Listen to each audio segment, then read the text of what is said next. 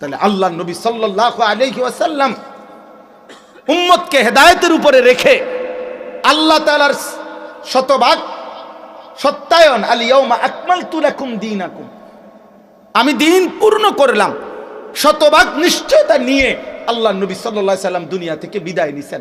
বলছেন যে উম্মত, সকালবেলার যেই সূর্যটা আকাশে উঠে এক বিন্দু ওই সূর্যের আলোতে কোনো লালিমা, কোনো আবরণ, কোনো মেঘ, কোনো মেঘের সামান্য অংশ, কোনো স্পষ্টতা ছাড়া একদম ফকফকা যেই আসমানে সূর্য উঠে যখন আলোকিত হয়, এরকম একটি শতভাগ দাগমুক্ত নিষ্কলুষ একটি আলোকিত সূর্যের আলোর মতো আমি তোমাদেরকে 23 বছরে এমন একটা দ্বীনের উপরে, সুন্নাতের উপরে, নীতি আদর্শের উপরে রেখে আমি যাচ্ছি।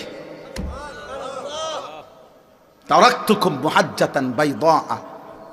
আফসোস মুসলমান, কোনোভাবেই মুসলমান আমাদের বিজয় আসবে না আমাদের আল্লাহর কাছে চাওয়া ছাড়া, আমাদের সম্মান আসবে না।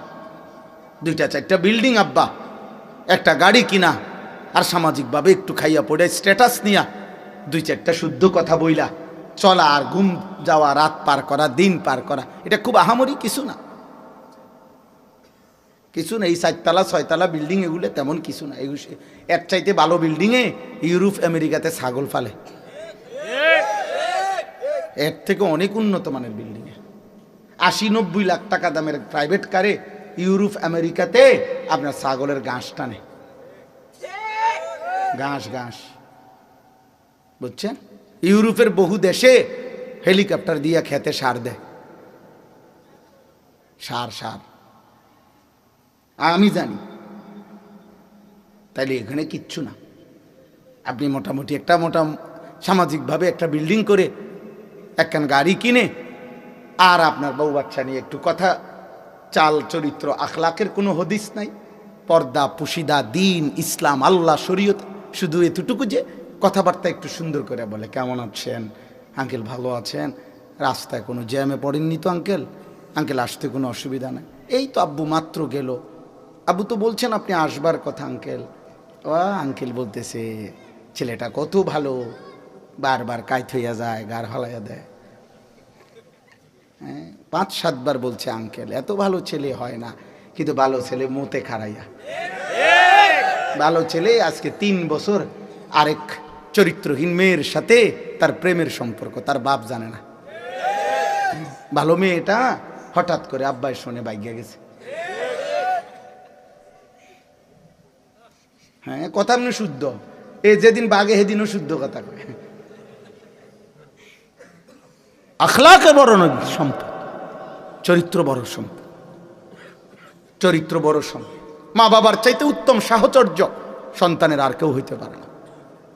মা বাবার চাইতে উত্তম বন্ধু সন্তানের জন্য আর কেউ হইতে পারে না।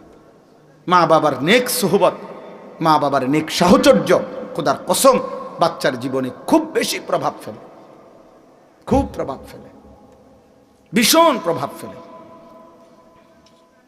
এই জন্য আমরা প্রত্যেকেই বাচ্চাদের চলার ক্ষেত্রে, জীবন চলার ক্ষেত্রে, তাদের উঠা বসা, তাদের সাহচর্য, তাদের বন্ধুত্ব, তাদের চলাফেরার দিকে নজর রাখা, এটা খুব জরুরি, খুব জরুরি। আগে এটা খুব ছিল, আমার যেটুকু মনে আছে ছোটবেলায় আমরাও দেখছি, আগে এটার খুব চর্চা ছিল যে ওই বাড়ি, ওই মহল্লা, ওই বাড়ির বাচ্চাদের সাথে আমার বাচ্চাকে বসতে দেব না, চলতে দেব না, ওগুলা কথায় কথায় গালি দেয়, ওইগুলা ন্যাংটা থাকে, এগুলা আপনার কথাবার্তা সুন্দর না। এই জন্য মা বাবা নজর রাখতো যে ওই বাচ্চাদের সাথে যেন আমার বাচ্চাটা চলতে না পারে। আর আজকে হালাত হইল, উনি জানে যে এই ছেলেটা, তার সহপাঠী 1 ওয়াক্ত নামাজ পড়ে না, তাহলে ওই বাচ্চা যদি ন্যাংটা থাকলে অসভ্য হয়, যেই বাচ্চাটা, যেই ছেলেটা 14 বছর 16 বছর মুসলমানের যেই বাচ্চাটা একদিনও ফজরের নামাজ পড়ে না, এই আসমানের নিচে জমিনের উপরে ও 1 কোটি বার বেয়াদব অসভ্য ছাড়া আর কিছু না বেটা।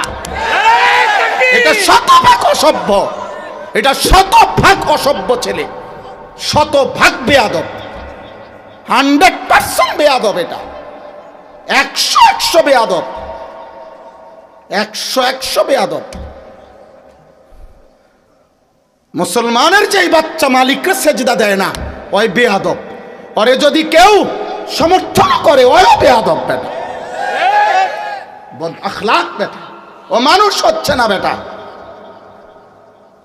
বেনামাজি মানুষ হয় না, সেজদাবিহীন নাফরমান মানুষ হয় না, উপার্জনকারী প্রাণী হয়, ইকোনমিক্যাল অ্যানিমেল হয়, অর্থনৈতিক প্রাণী হয়, টাকা উপার্জন শিখে, রোজগারের কোনো ভদ্রচিত পন্থা হয়তো শিখছে, এই স্যুট এই বুট এই সব কিছু দিয়ে রোজগার করে।